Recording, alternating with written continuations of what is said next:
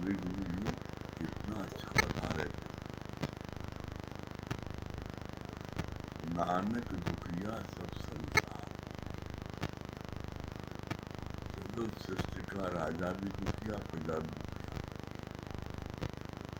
कोई सुखी नहीं है। सुखी कौन है? जो गुरु के चरणों में, प्रभु के चरणों में आ गया, वो सुखी है। हर कोई कोई कोई दुख उसको है, और ये दुख जो है उसको दुखी क्यों करता है? क्योंकि वो अपने देह भाव में रहता है। अगर आत्म भाव में आ जाए तो उसको कोई दुख नहीं है। गुरु जी ने आगे क्या बोला है? दुख बना ही नहीं है, दुख बना ही नहीं है। दुख तुमको लगता है इसलिए क्योंकि तुम देह भाव में होते हो। जैसे इसका बड़ा सुंदर गुरु ने उदाहरण दिया, जैसे जब तुम हाथ में ग्लव्स नहीं पहनते, रबड़ का जूता नहीं पहनते, तो तुमको करंट लगता है। और तुम हाथ में ग्लव्स पहन लेते हो रबड़ का, और रबड़ का जूता पहन लेते हो, तो आपको कोई करंट नहीं लगता। इसी तरीके से जब आप अपनी आत्मा में विचरण करते हो, आपको दुनिया का कोई दुख नहीं लगता। जब आप आत्मा से देह में आते हो, देह में आने मतलब क्या हुआ?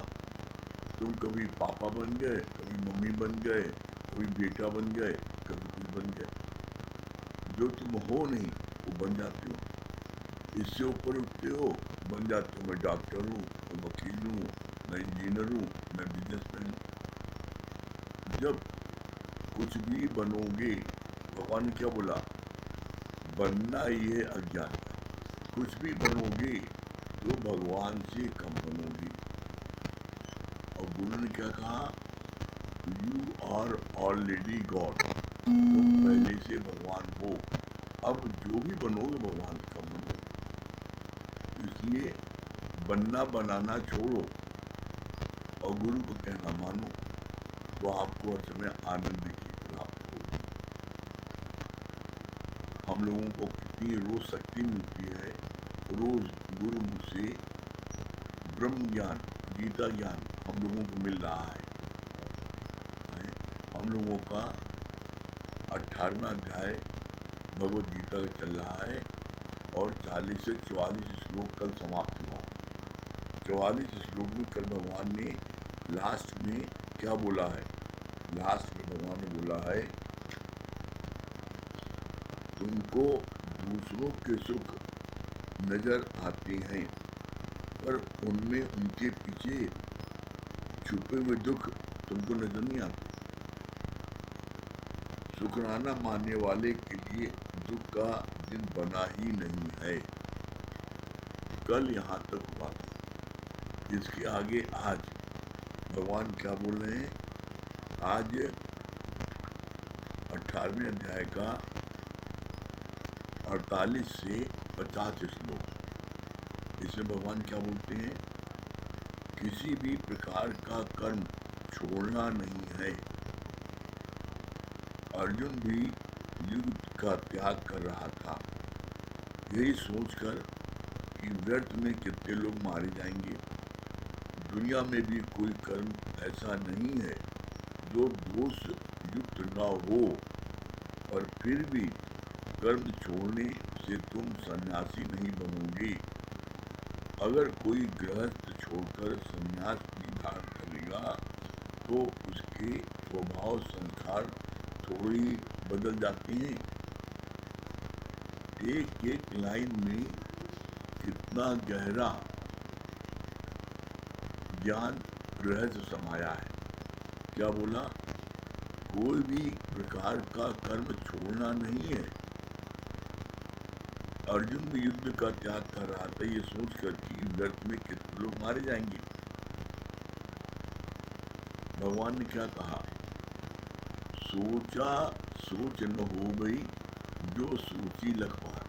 तुम्हारे लाख बार सोचने से कोई फायदा नहीं है, जो होना है वो होके रहेगा। यही बात अर्जुन क्या सोच रहा था कि व्यर्थ में युद्ध में इतने लोग मारे जाएंगे, तो युद्ध करने से वो भाग रहा था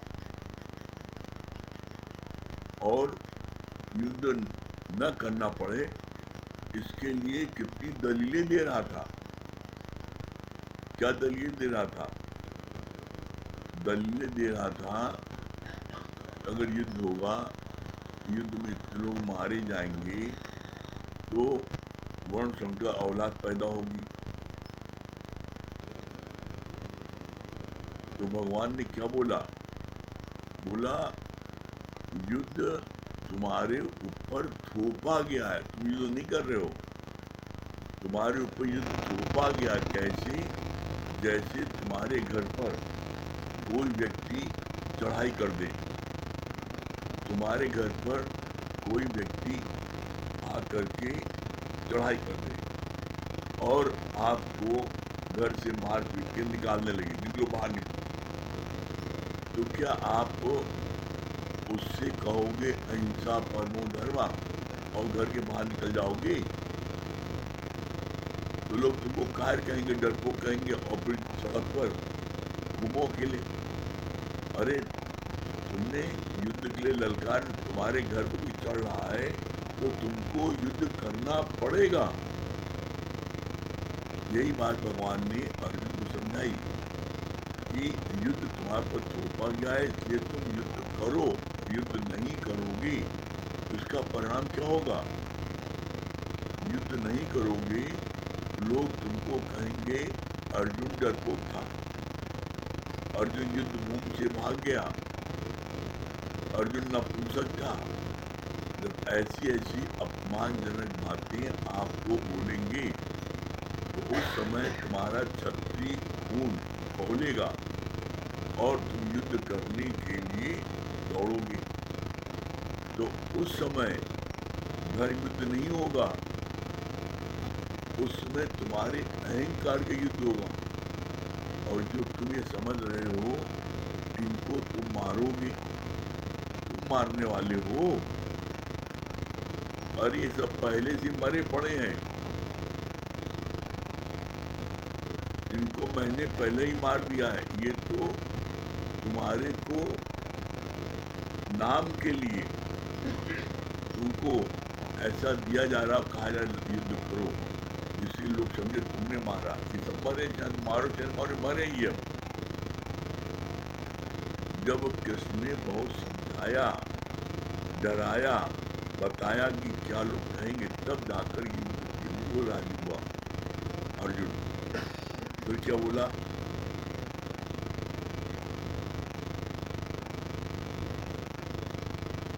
दुनिया में भी कोई कर्म ऐसा नहीं है जो दोष युक्त न हो, पर फिर भी कर्म छोड़ने से तुम सन्यासी नहीं बनोगे। ये बात क्यों बोली? कोई भी कर्म दुनिया में ऐसा नहीं है जो दोष युक्त न हो, हर कर्म में कोई दोष है। कैसे? जैसे मान लो आप हवन करते हो, बड़ा पुण्य का काम है, हवन किया आपने तो पुण्य काम किया, लेकिन उस हवन में भी क्या होता है? हवन की जो धुएं उठती हैं उस गर्मी से कितने कीड़े मकोड़े मर जाते हैं। आप जो श्वास लेते हो, इस श्वास लेने पर, मुंह खोलने पर कितने ऐसे छोटे छोटे कीटाणु हैं जो आपके मुंह में चले जाता है, तो आप जीव हत्या कर दिया आपने, तो आप श्वास नहीं लो फिर। अरे आप घर से कहीं भी चलो, कहीं भी जाओगे, मंदिर जाओगे, मस्जिद जाओगे, कहीं भी जाओगे,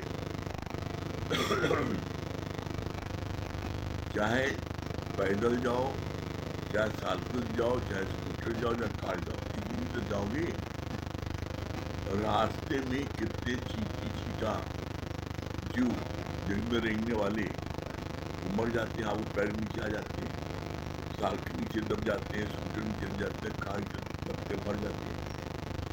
तो इसीलिए भगवान को बोलना पड़ा, कोई भी कर्म ऐसा नहीं है जिसमें कोई दोष न हो। आप अन्न खाते हो तो अन्न में कितने कीटाणु आपके गेहूं में पीस करके आटा बन जाते हैं, आपका मुख में जाता है। तो इसलिए बोला गया है हर कर्म दोष युक्त है, लेकिन ये दोष तुमको लगेगा नहीं। क्यों? क्योंकि ये सहज स्वाभाविक है। दोष कब लगता है? जब आप किसी को इंटेंशनली मारो या लापरवाही से तुम्हारे कोई मर जाए, उसमें दोष लगता है। फिर आगे क्या बोला भगवान ने? बहुत अच्छी बात,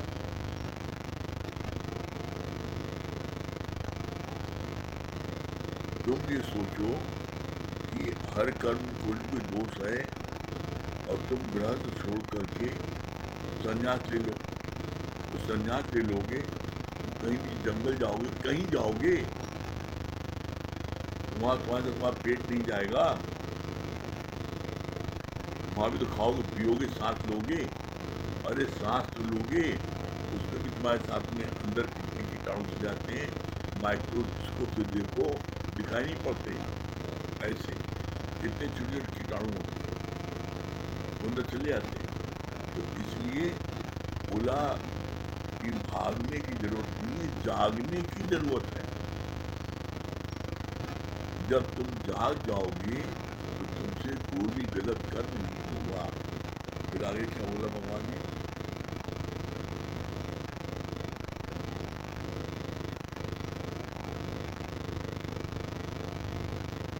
Surplus the desire is also a desire. अपनी इच्छाओं को दबाना ये भी एक जो क्या है, ये भी एक को इच्छा है। Surplus the desire is also a Dzire, ये एक इच्छा को दबाना, ये भी इच्छा है। बोला कैसे? बोला जैसे सांप को दूध पिलाओगे तो भी वो मोटा होता है, डंडा लगाते हो तो भी वो काटने को दौड़ता है, पर सपेरा उसको बीन बजाकर बस में करता है, पिटारी बनकर। सांप को आप डंडा मारोगे तब भी आपको काटेगा, और दूध पिलाओगे तब भी वो आपको जो है मोटा होकर काटेगा। इसलिए उससे बचने का उपाय क्या है? उससे बचने का उपाय है उसको बीन बजा करके और पिटारी बंद कर दो। इसी तरीके से मन को बस करने का उपाय क्या है? पियो रे राम रस है को प्यासा, इसको राम रस पिलाओ। जब ये राम रस पिएगा, परमात्मा के गुण गाएगा, परमात्मा के भजन गाएगा, तो प्रिय जो है मन जो है शांत हो जाएगा। आप कभी देख लेना ये बात अपने जीवन के अनुभव साबित है। कितना मन आपका उलझन हो, परेशान हो, किसी बात के लिए बहुत अधिक आप सोच रहे हो, आप उस सोचना छोड़ करके आप भजन गाने लगो। देखो आप सब भूल जाओगे, आपको एक लेस मात्र भी कोई अंदर उद्गम नहीं हुआ। भजन गाते समय आप परमात्मा से आपका कनेक्शन हो जाता है। जब कनेक्शन हो जाता है तो फिर कोई भी उसको छू नहीं सकता। फिर आगे क्या बोला भगवान ने? ऐसे ही न तो मन को भोगों में लिप्त करो और न ही मन को कसना है, पर प्रेम की ज्ञान की बीन बजाकर उसे भस्म कर। मन से झगड़ नहीं करो, किसी बात के लिए बहुत अधिक सोचो नहीं। क्यों? क्योंकि तुम्हारे लाख सोचने तो होगा कुछ नहीं। जो भगवान चाहेगा वही होगा। तो इसलिए अपने को ढूला छोड़ो और जो हो रहा होने दो। किसी भी बात के लिए आप अपने को, माइंड को दुखी नहीं करो। क्यों? अगर आप किसी भी बात से दुखी होते हो, किसी बात से दुखी होते हो, तो आप देखो आपको उसमें फायदा है नुकसान है? नुकसान है। इसलिए अपने को एकदम ढीला छोड़ दो, बी नॉर्मल एंड नेचुरल। जो हो रहा है होने दो।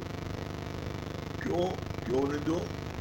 तुम्हारे लाख चाहने पर भी तुम रोक नहीं सकते हो। सिर्फ एक उपाय है, प्रेम की बीज। प्रेम की, गुरु के प्रेम की बीज बजाओ।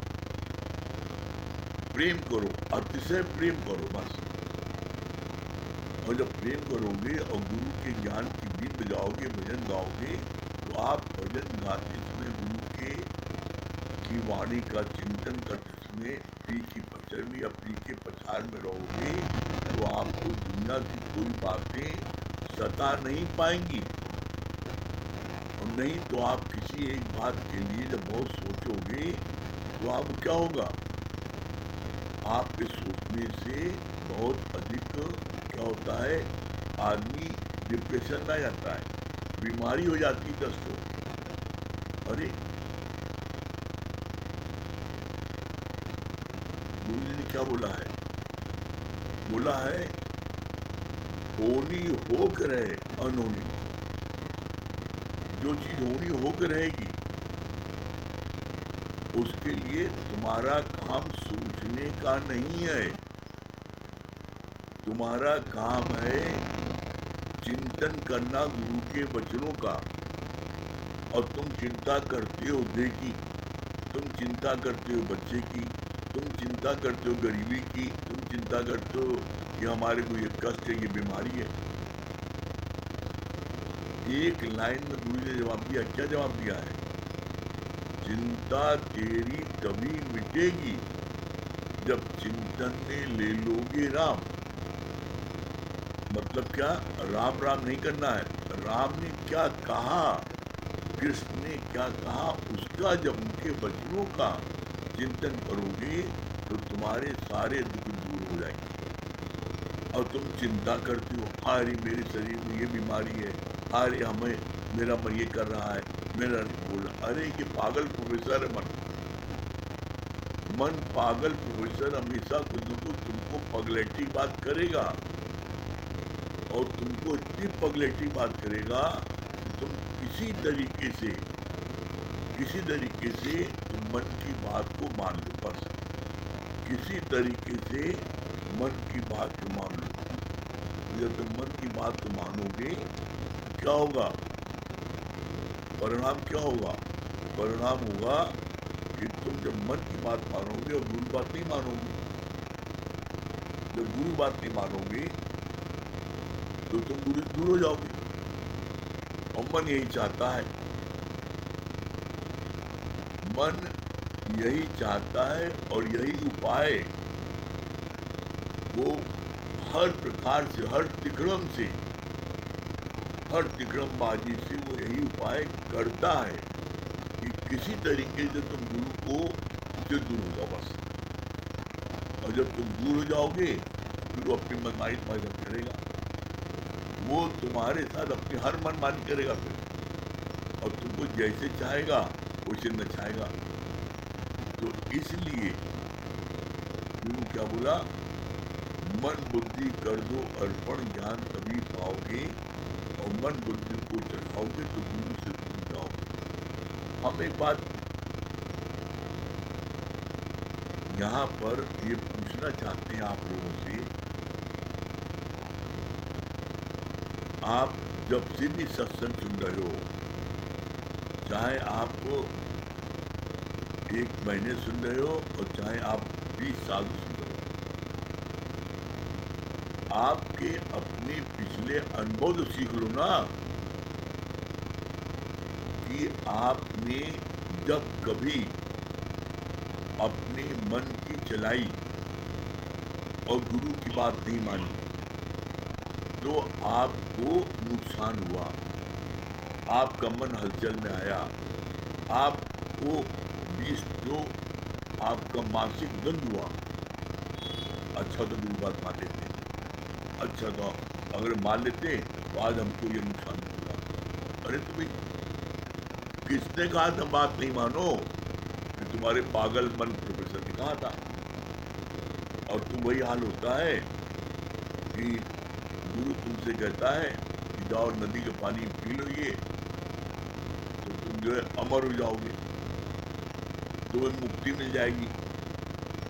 और जब तुम पानी पीने चलते हो तो वहाँ कौवा पर बैठा रहता है, तो कहता अरे एक डुबकी मत लगाना, नहाना नहीं, नहीं तो जो है तुम्हारी ये दुर्दशा हो जाएगी। तो तुम कौवा की बात मान लेते हो और गुरु बात नहीं मानते। ये बस दिक्कत ही है। अरे मन कौवा है, इसकी बात तुमने जब जब मानी, तुम चाहे कितने साल पुराने हो, तुम 30 साल पुराने हो, तुमने गुरु की बात नहीं मानी और मन की बात मानी, तो उस समय क्षणिक मिनट 2 मिनट तुमको खुशी मिलेगी, मैंने जो गुरु बात नहीं मानी, मैंने अपनी बात मनवा ली। गुरु को कुछ देना देना नहीं ना, तुमने नहीं मानी, गुरु अपना कर ठीक जाओ जैसे मैं इच्छा, गुरु कुछ नहीं बोलेगा, लेकिन तुम्हारा मन तुमको बेचैन कर देगा। 2 मिनट बाद जब फिर क्या होगा, 2 दिन बाद जब तुमको उसका नुकसान होगा, तुम्हारा मन तुम्हें सोने नहीं देगा, तुमको मानसिक द्वंद होगा, तब तुम सोचोगे इससे चंद गुरु बात मान लेते। अरे तो यही बात पहले क्यों नहीं मान लेते? और इसके लिए जरूरी क्या है? इसके लिए जरूरी है तुम्हारा अपना पिछला अनुभव, अपनी मछानी वाली ड्रेस कभी तो याद करो।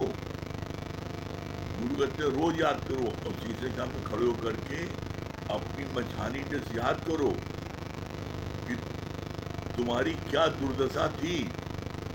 तुम्हें कोई थूक लगा के पूछता था, कहीं जाते थे लोगों को भारी होता था, कैसे आए हो, क्या बात है, कोई किसी प्रकार की कोई तुम्हारी इज्जत, कहीं मान सम्मान, कहीं तुम्हारे कुछ था? उठना बैठना चलना फिरना बोलना खाना कौन सी गुरु ने नहीं सिखाई? और पहले क्या हाल थी? जब सब सिखा दिया तो उसके बाद में अब तुम गुरु को ही कहते ऐसा नहीं ऐसा करो, कैसी बड़ी विडम्बना है। जब तक सीख रहे थे बड़े मस्त थे, और जब तुम अपने आप ही कहते हो गुरु जी आप लोग कौन करें आपकी जो आज्ञा, और उसके बाद में गुरु को खुद ही आज्ञा देने लगते हो, कैसी विडम्बना है। अरे भाई, आदमी 1 बार 2 बार 3 बार नुकसान सहता है, ठोकर खाता है, तो फिर उसके बाद में वो संभल कर और फिर गुरु की बात मानता है। तुम इतना जीवन में इतनी ठोकर खा चुके, इतना जीवन में तुमने देखा कितनी विपरीत परिस्थिति है, किसने साथ दिया तुम्हारा? किसी ने साथ दिया? जब डूब रहे हो किसने बचाया तुम्हें? तो इसीलिए गुरु बार बार कहते हैं वो मछानी ड्रेस याद रखोगे तो तुम गुरु के प्रति तुम्हारे मन में अंधी श्रद्धा, अटूट विश्वास और अथाह प्रेम अपने आप हो जाएगा। तुम देखो, अपने मन में विचार करो, आज तुम्हारा इतना सक्षम शरीर, इतना सुडोल शरीर, इतना स्वच्छ माइंड, इतना मन में प्रफुल्लता, ये सब आपके मन आपको कहाँ से मिली? जब ये बात सोचोगे तो उसमें मन एकदम भीग जाता है गुरु के एहसान से, और जब भीग जाता है तो उस समय कभी भी तुमसे फिर कोई ऐसी मन तुम्हारा हावी नहीं हो पाता और तुम गुरु बात सुनना। और जब मानोगे तो उसमें क्या होगा, मंजिल तक तुम्हें पहुंचोगे। जितना तुम नहीं मानोगे उतने नहीं पहुंचोगे। फिर भगवान ने क्या बोला आगे, ऐसे ही न तो मन को भोगों में लिप्त करो और न ही मन को कसना है, पर प्रेम की ज्ञान की बीन बजाकर उसे बस में करना है। एक बार, दो बार, 10 बार गलती हुई, कोई बात नहीं, कोई बात नहीं, हम फिर उठेंगे। लेकिन आप हम तगड़ करके आप जब किसी चीज को कसोगे, वो चीज आपको परेशान कर देगी। इसलिए कभी जीवन में किसी चीज के लिए तगड़ नहीं करो, सहज। गुरु ने कहा B normal and natural. B normal, एकदम सहज और सरल हो जाओ। कैसे? गुरु जी ने इसका बड़ा अच्छा दृष्टांत पेश किया। कहा नदी में जिस तरफ की धारा होती है, आप उस तरफ तैरने लगो, आपको कोई थकान नहीं आएगी और आप ज्यादा तेजी से तैरोगे, आगे बढ़ोगे। और जिधर की धारा है उसके आप अपोजिट तैरोगे तो आप जो है, पहली बात तो आपको बड़ी मुश्किल से 2-4 हाथ आगे बढ़ोगे, थक जाओगे। क्यों? क्योंकि अपोजिट दिशा में चलने पर मन बड़ा भारी हो जाता है, तन थक जाता है। परिणाम क्या होता है, कुछ ही दूर चलने पर आप एकदम थक जाते हो, हताश हो जाते हो और फिर आप जो है डूबने लगते हो। तो हम काहे डूबने लगे? हम क्यों न गुरु की बात मानते जाएं। गुरु जिस धारा में हमको ले जा रहा है हम चलते जाएं। अपने मन की बात हम क्यों करते हैं भाई? अरे आप जब गुरु की धारा में जाते जाओगे तो वो धारा आपको मंजिल तक पहुंचा देगी एक बार। इस बात को आप काहे नहीं समझते? और आप सोचते हो कि मेरा मन, अरे ये मन पागल प्रोफेसर जो है तुम्हें हमेशा उठपटांग बात करेगा और दुनिया की सारी तिकड़म बढ़ाएगा। तुम किसी तरीके से गुरु से दूर हो जाओगे। और जब दूर हो जाओगे, जिस क्षण दूर होगे उसी समय तुम्हारा कलेवा बना देगा। तो अपनी भलाई के लिए कभी भी गुरु की बात को नहीं करो। फिर आगे बोला, अंत काल जो पुत्र सुमरे, ऐसी चिंता में जो मरे, तो सुअर योनि बलबल उतरे। अंत वेले की वासना अनुसार हमें फिर भी जन्म मरण का चक्कर मिलता है। आप जब भी एकांत में हो, आप देखो आपके मन में किसका सुमिरन हो रहा है। आपके मन में भगवान के वचनों का, गुरु के वचनों का, गुरु का सुमिरन हो रहा है, या बेटा बेटी का, धन दौलत का, दुकान मकान का सुमिरन हो रहा है। और अगर आप इस चीज को जज नहीं कर पा रहे हो किसका सुमिरन हो रहा है, ये बात भी अपने हम जीवन के अनुभव से कह रहे हैं। आप रात में सोते समय ये महसूस करो कि मेरा अंतिम क्षण आ गया है, अब मैं मरने वाला हूं। तो उस समय देखो आपका विचार कहाँ जाता है, आपका मन कहाँ जाता है। जिस जिस चीज में आपका मन आसक्त होगा उस जगह आपका मन जाएगा। जैसे आपका मन पत्नी में आसक्त है तो आपको होगा मेरा अंतकाल हो जाएगा, मेरी पत्नी क्या हाल होगा, तो कैसे जिएगी। आपका धन में आपकी आसक्ति होगी, धन आपने छुपा के रखा है, बिना बता रखा है, तो आपका धन में तब ध्यान जाएगा। आपका बेटे से अतिशय मोह है तो बेटी जम जाएगा, बेटी से तो बेटी जम जाएगा, जमीन जायदाद से दूध हो जाएगा। जिस तरफ आपकी आसक्ति होगी उस चीजों में आपका मन जाएगा। तो अब इसका उपाय क्या है? इसका उपाय है कि जब रात में सोते समय आप फील करो मेरा अंतिम क्षण आ गया है, और जिस जिस तरफ आपका मन जा रहा है आप उसको पॉइंट वाइज लिख लो, और लिख करके आप देखो कि आपका 4-6 जगह मन जाएगा। अब उस 4-6 जगह को आप नोट कर लो। इसके बाद में एकांत में बैठ करके उन 6 में से आप ये देखो सबसे ज्यादा मन आपका किस चीज के लिए पड़ा रहा है। जैसे एज एग्जाम्पल आपका मन फड़फड़ा रहा है कि मेरी पत्नी क्या होगा, मैं मर जाऊंगा, मेरी पत्नी की क्या दुर्दशा होगी है, उसको जो है 4 घर जाके मजदूरी करनी पड़ेगी है, लोग क्या क्या उसके साथ सलूक करेंगे।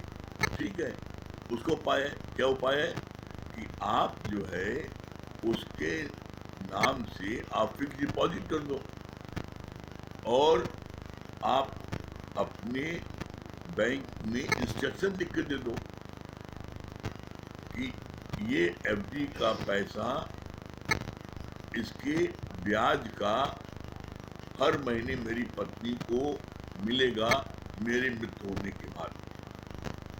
तो वो पैसा एफडी का वो हमेशा चलता रहेगा, बढ़ता रहेगा, और जिस दिन आपकी डेथ हुई उसके बाद से आपके डेथ सर्टिफिकेट जो बैंक में देगी मैनेजर को, उसके अगले महीने से आपकी पत्नी का क्या है पर मंथ उस एफडी में से उसको इंटरेस्ट मिलने लगेगा, मूलधन हमेशा बना रहेगा, और एफडी से उसका खर्चा पानी चलता रहेगा।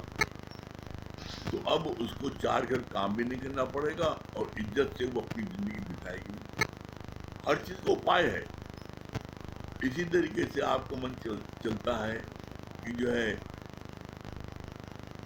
मेरे बेटे के लिए क्या होगा, मेरे बेटे के लिए, तो उस बेटे के लिए आप जो है काम धंधा उसको बिजनेस करा दो, उसको पढ़ने लिखने के लिए इतना काबिल बना दो, आप उसको इतनी अच्छी ट्रेनिंग दिला दो, इतना अच्छा उसको कर दो कि वो जैसी आपके एजुकेशन कंप्लीट करने के पहले ही उसको नौकरी मिल जाए।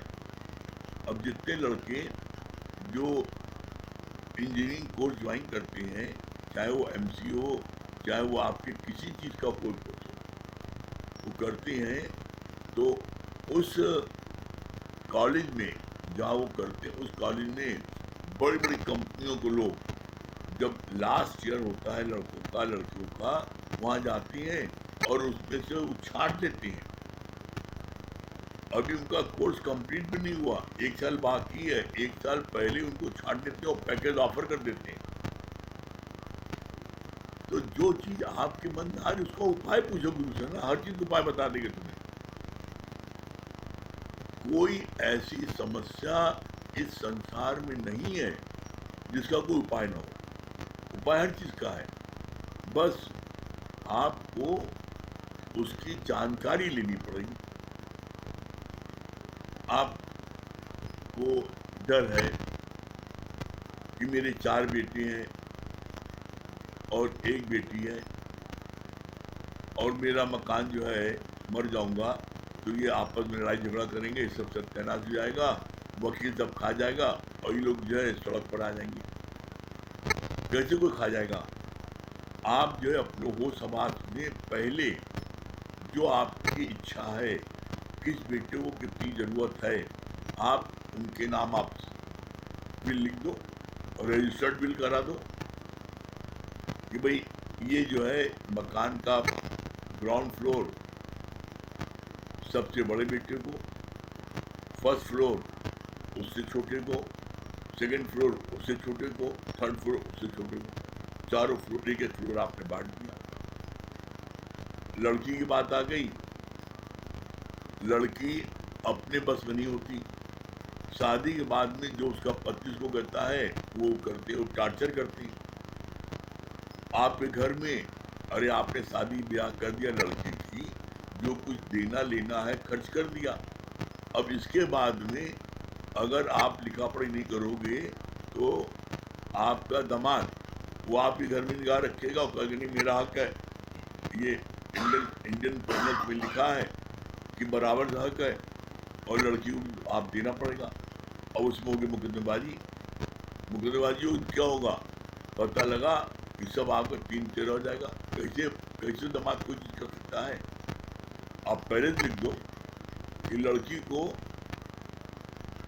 बड़े अधिकार से घर में आने का, रहने का, खाने का, पीने का उसको पूरा है, लेकिन घर में अब जो कुछ मुझको देना था लेना था मैंने शादी में दे दिया, अब उसका घर में कोई अधिकार नहीं है।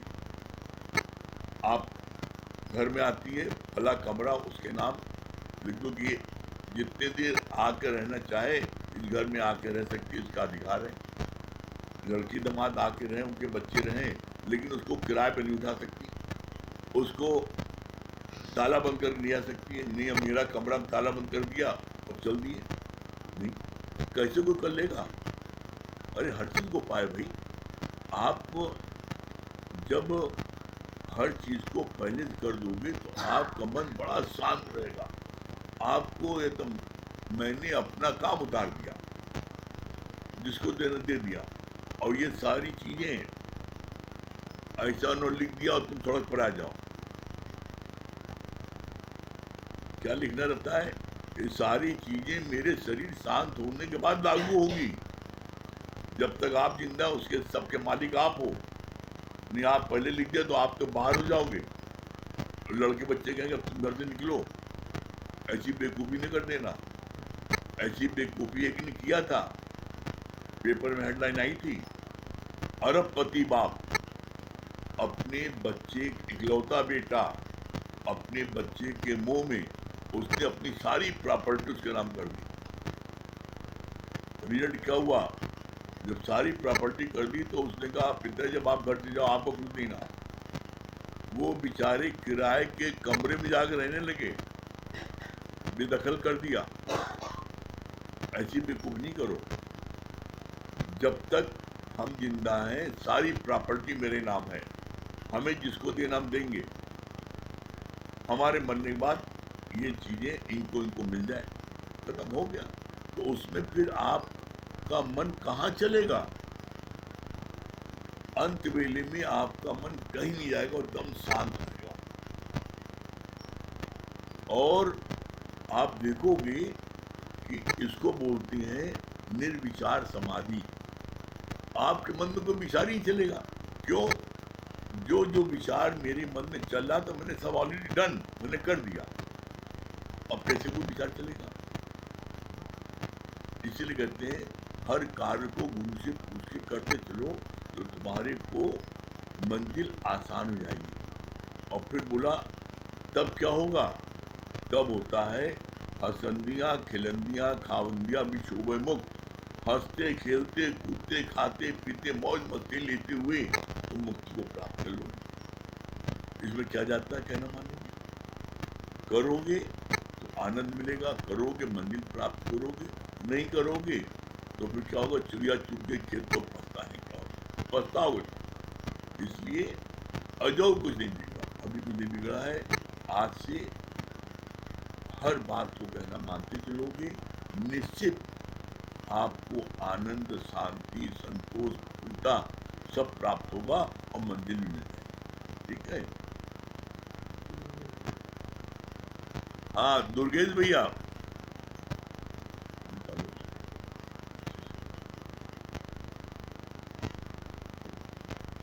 दुर्गेश भैया, हरिओम। हाँ क्या बता रही, चलिए पहले पूजा जी आप ही बता दी, दुर्गेश जी ये बात बताएंगे। अब आप सबसे आगे आ गई ना।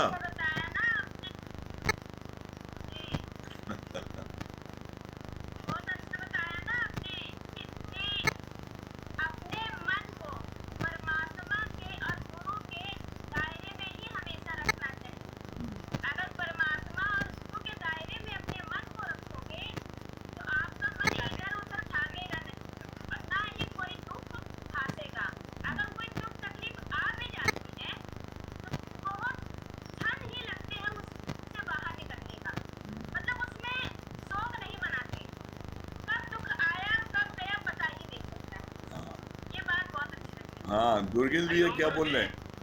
हाँ हरिओम दुर्गेश भैया क्या? बहुत अच्छी बात बताया ना आपने कि होनी हो के रहे अनहोनी ना हो। जो होनी है वो तो होके ही रहेगी, अनहोनी कभी नहीं होगी। ये बात बहुत अच्छी लगी। हाँ सुदामा भैया तो अच्छा चलिए पहले शांति जी बता दें तब सुदामा भैया बताइएगा। गुरु के चरणों में रो, अपने मछानी ड्रेस को याद रखो हाँ और गुरु के वचनों में चलते रहोगे तो कभी मार नहीं बस खाओगे। बस सबसे सरल तरीका है ये, बहुत सुंदर। हाँ सुदामा भैया। बहुत अच्छी बात लगी गुरु जी। चिंता तेरी जब भी मिटेगी जब चिंतन में ले लोगे ना। हाँ बहुत सुंदर, बहुत बढ़िया। हाँ चलिए पूजा जी सुनाइए भजन। हाँ जी गुरु जी। हाँ, प्यार रखिए।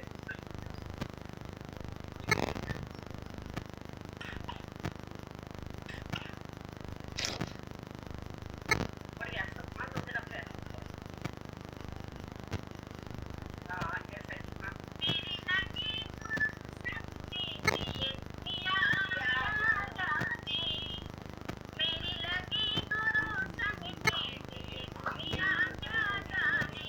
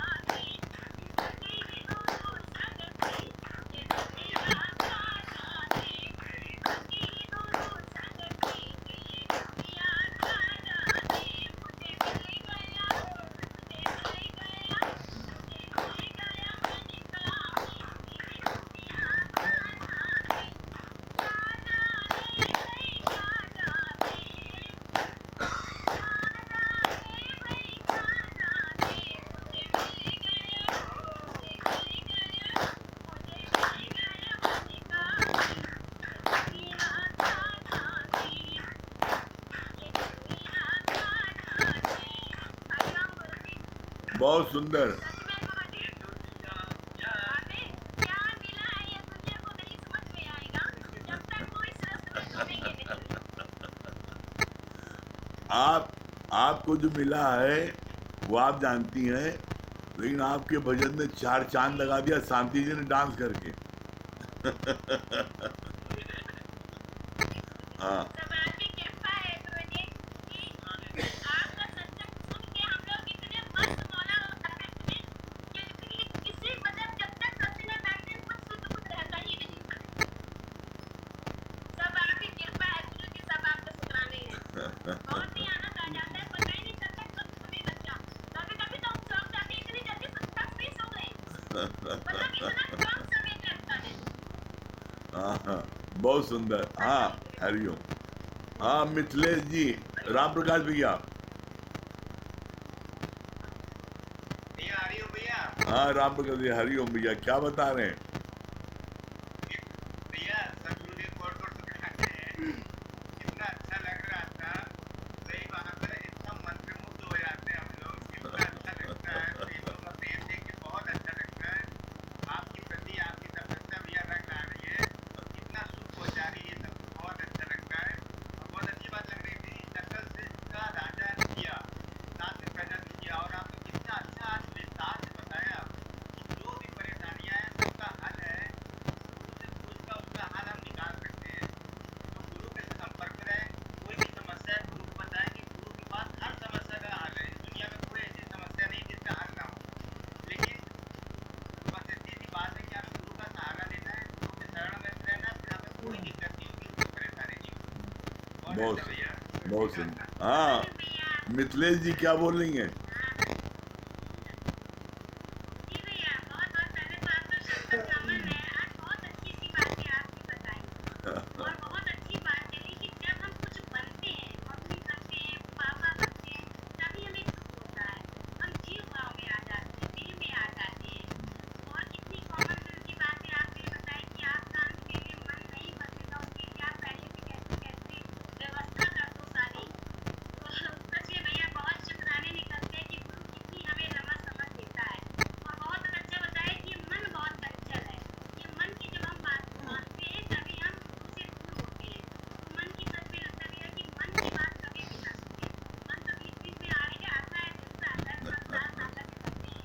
ऐसा नहीं कहेंगे कि नहीं आता है और सोचने लगता है ये करें कि वो करें, सच तो सच्चाई है वो बता रहे हैं आपको। तो सच में लगता है कि नहीं, मन की नहीं सुनना है। तो 2 लाइन गाना सुनाएंगे भैया इसका हाँ, आपको। सुनाइए। 2 लाइन हाँ, सुनाइए। सतगुरु तेरे चरणों की, सतगुरु तेरे चरणों की, हर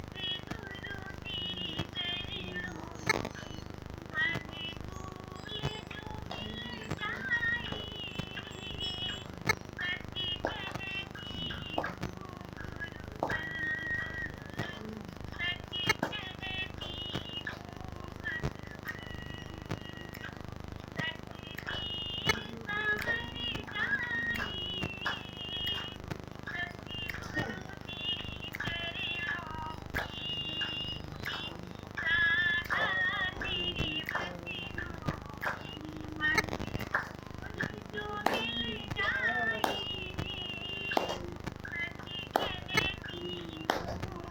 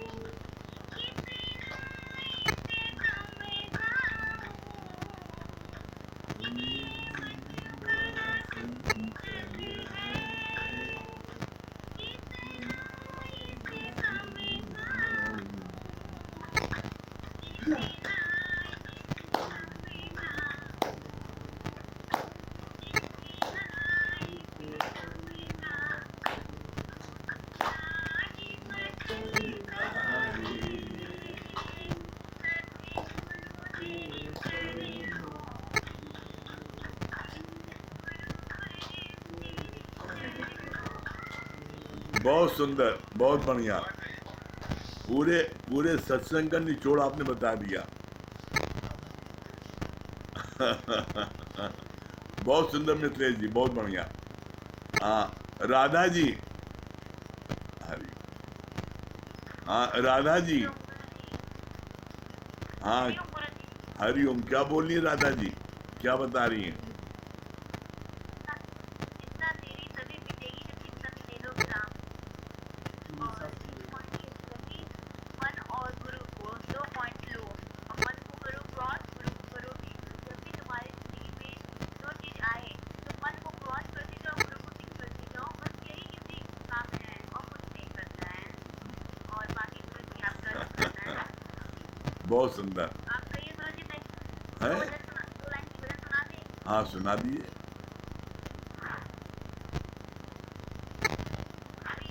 शामी तुम्हारे चरणों में एक बारी भजन सुन के हमको दूसरा भजन याद आ रहा है। कोई बात नहीं, सुनाई कोई बात नहीं। जब कोई नहीं आता मेरे गुरुवर आते हैं। मेरे दुख के संकट के वो आफत के दिनों में वो बड़े काम आते हैं। तो जब कोई नहीं आता मेरे गुरुवर आते हैं। मेरे दुख के वो संकट के वो आफत के दिनों में वो बड़े काम आते हैं। गुरुदेव मेरे गुरुदेव भगवान। गुरुदेव मेरे गुरुदेव भगवान। वो मेरी नैया चलती है, पतवार नहीं होती और की अब तुमको दरकार नहीं होती। मैं डरती नहीं रास्ते जाने आते हैं। वो मेरे दुख के वो संकट के वो आफत के दिनों में वो बड़े काम आते हैं। कोई याद करे इनको हल्का हो जाए, कोई भक्ति करे इनकी उनके हो जाए। अपनी भक्तों का कहना ये मान जाते हैं। वो मेरे दुख के वो संकट के वो आफत के दिनों में वो बड़े काम आते हैं। ये इतने बड़े होके दिलों से प्यार करे, अपने भक्तों के दुख पल भी स्वीकार करे। ये बिन बोले सब कुछ पहचान जाते हैं। वो मेरे दुख के दिनों में वो बड़े काम आते हैं। मेरे दुख के दिनों में वो बड़े काम आते हैं। गुरुदेव मेरे गुरुदेव भगवान। गुरुदेव मेरे गुरुदेव भगवान। हरिओम गुरुजी। बहुत सुंदर, बहुत सुंदर। हाँ निशा सिंह जी, आप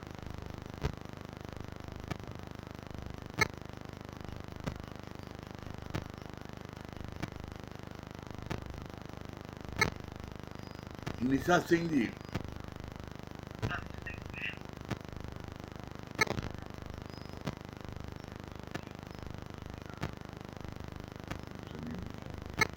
लगता नेटवर्क नहीं मिल पा रहा है। हरिओम गुरुजी। हरिओम, आ गई निशा जी। हाँ आ गई। हाँ क्या बता रही हैं? हरिओम। गुरुजी आपको बहुत बहुत शुभकामनाएं। आप इतनी अच्छी बातें बताते हैं ज्ञान की कि अब क्या कहें। आपके बहुत बहुत शुभकामनाएं गुरुजी। आपने बताया ना कि जो जैसा व्यवहार आपके साथ करता है तो हमें वैसा का व्यवहार उसके साथ नहीं करना चाहिए। हमें नाराज भी नहीं होना चाहिए। हमेशा हमको उसके लिए गुरु के शुक्राने मानना चाहिए। जी गुरुजी। बहुत सुंदर। हाँ बात बहुत बहुत अच्छा लगता है गुरुजी। हाँ कृपा शंकर जी, बहुत सुंदर।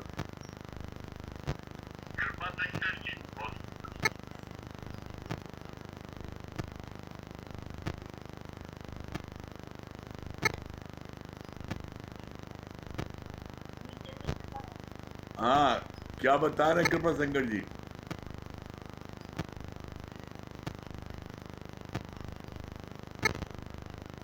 आपकी आवाज नहीं आ रही है, अनम्यूट करिए। अनम्यूट करिए, आपकी आवाज नहीं आ रही है।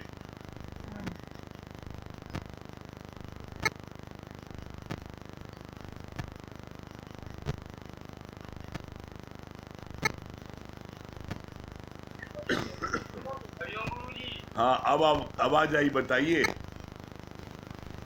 बहुत लाभ लाभ की बात है कि आप जैसा मिले हैं और ये बहुत बहुत लगी मन के दर्द और कभी ध्यान पाओगे मन से चलाओगे। बहुत सुंदर। हाँ, पूनम जी, कटरा।